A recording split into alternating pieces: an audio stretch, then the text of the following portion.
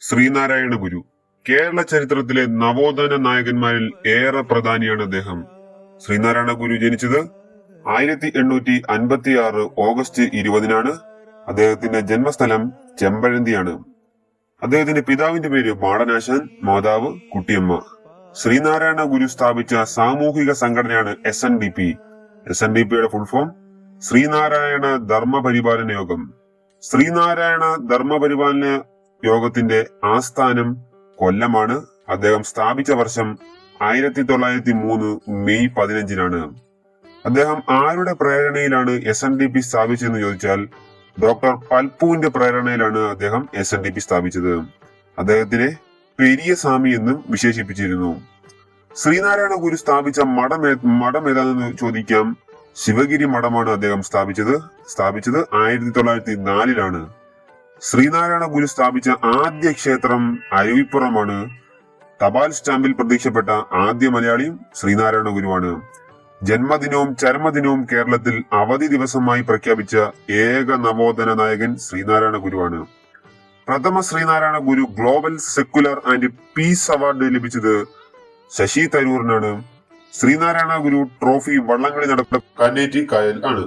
ശ്രീനാരായണ ജയന്തി വള്ളംകളി നടക്കുന്നത് കോട്ടയത്തെ കുമരകത്ത് വെച്ചാണ്. ശ്രീനാരായണ ട്രസ്റ്റ് സ്ഥാപിതമായ വർഷം 1952-ലാണ്. മറ്റൊരു രാജ്യത്തിന്റെ സ്റ്റാമ്പിൽ പ്രത്യക്ഷപ്പെട്ട ആദ്യ മലയാളിയും ശ്രീനാരായണ ഗുരുവാണ്. ശ്രീനാരായണ ഗുരുവിനെ രണ്ടാം ബുദ്ധൻ എന്ന് വിശേഷിപ്പിച്ചത് G. ശങ്കരക്കുറുപ്പാണ്. ശ്രീനാരായണ ഗുരു കണ്ണാടി പ്രതിഷ്ഠ നടത്തിയ ക്ഷേത്രങ്ങൾ കളവൻകോടം, ഉല്ലല. ആദ്യം കളവൻകോട് ക്ഷേത്രമാണെങ്കിൽ അവസാനം നടത്തിയത് ഉല്ലയാണ്. ഗുരുവിന്റെ പ്രധാന ശിഷ്യന്മാർ doctor Palpu, Kumaranasan, M. Govindan, T.K. Madhavan മഹത് വ്യക്തികളാണ്. ശ്രീനാരായണ ഗുരുവിന്റെ ആദ്യ പ്രതിമ സ്ഥാപിക്കപ്പെട്ടത് എവിടെയെന്ന് ചോദിക്കാം. അത് തലശ്ശേരിയിലാണ്. ശ്രീനാരായണ ഗുരു അരുവിപ്പുറം തീർത്ഥാടകർക്ക് ഭക്ഷണ വിതരണത്തിനായി ആരംഭിച്ച പദ്ധതി ഏതാണെന്ന് ചോദിക്കാം. അത് വാവൂട്ട് യോഗമാണ്. ശ്രീനാരായണ ഗുരുവിന്റെ നിർദ്ദേശപ്രകാരം അദ്ദേഹത്തിന്റെ അനുയായികൾ ശ്രീലങ്കയിൽ സ്ഥാപിച്ച സംഘടന ഏതാണെന്ന് ചോദിക്കാം. അത് സിലോൺ വിജ്ഞാനോദയം യോഗം ആണ്. ശ്രീനാരായണ ഗുരു ശിവഗിരിയിൽ ബ്രഹ്മവിദ്യാലയം സ്ഥാപിച്ച വർഷം ചോദിക്കാം. അത് 1925-ലാണ്. ശ്രീനാരായണ ഗുരു ധർമ്മ സംഘം സ്ഥാപിച്ചത് 1928 ജനുവരി 9-നാണ്. ശിവഗിരി ആദ്യം അറിയപ്പെട്ടിരുന്നത് കുന്നിൻപുറം എന്ന പേരിലാണ്. ശ്രീനാരായണ ഗുരു സന്ദർശിച്ച ഏക വിദേശ രാജ്യം ശ്രീലങ്കയാണ്. ശ്രീനാരായണ ഗുരുവിന്റെ ആദ്യ ശ്രീലങ്ക സന്ദർശനം നടന്ന വർഷം 1918-ലാണ്. ശ്രീനാരായണ ഗുരു സ്ഥാപിച്ച ആലുവ അദ്വൈത ശ്രമത്തിന്റെ ആപ്തവാക്യം എന്താന്ന് ചോദിക്കാം. അത് ഓം സഹോദര്യ സർവത്ര. ആലുവ അദ്വൈത ശ്രമം സ്ഥിതി ചെയ്യുന്ന നദീതീരം ചോദിക്കാം. അത് നമ്മുടെ പെരിയാറാണ്. ശ്രീനാരായണ ഗുരു തിരുവണ്ണാമലയിൽ പോയി സന്ദർശിച്ച സന്യാസി ഏതാന്ന് ചോദിക്കാം. അത് ആരാണ്? രമണ മഹർഷിയാണ്.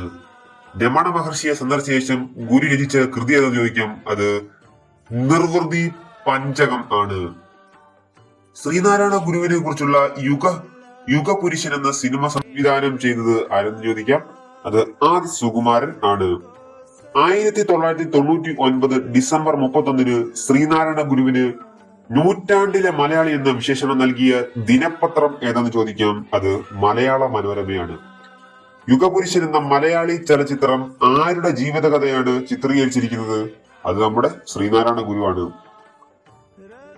ശ്രീനാരായണ ഗുരുവിനോടുള്ള ആദര സൂചകമായി റിസർവ് ബാങ്ക് അദ്ദേഹത്തിന്റെ മുഖം ആലേഖനം ചെയ്ത 5 രൂപ നാണയം പുറത്തിറക്കിയത് ഏതു വർഷം എന്ന് ചോദിക്കാം. അത് 2006 സെപ്റ്റംബർ 7-നാണ്. International centre for Sreenarayana Guru studies സ്ഥിതി ചെയ്യുന്നത് എവിടെയാണ്? അത് മുംബൈയിലെ നവിയിലാണ്. ശ്രീനാരായണ ഗുരുവിന്റെ ആദ്യ സുബ്രഹ്മണ്യ പ്രതിഷ്ഠ നടന്നത് എവിടെന്ന് ചോദിക്കാം. അത് വക്കം സുബ്രഹ്മണ്യ ക്ഷേത്രമാണ്. ശ്രീനാരായണ ഗുരു സമാധിയായത് വർഷം 1928 സെപ്റ്റംബർ 2-നാണ്.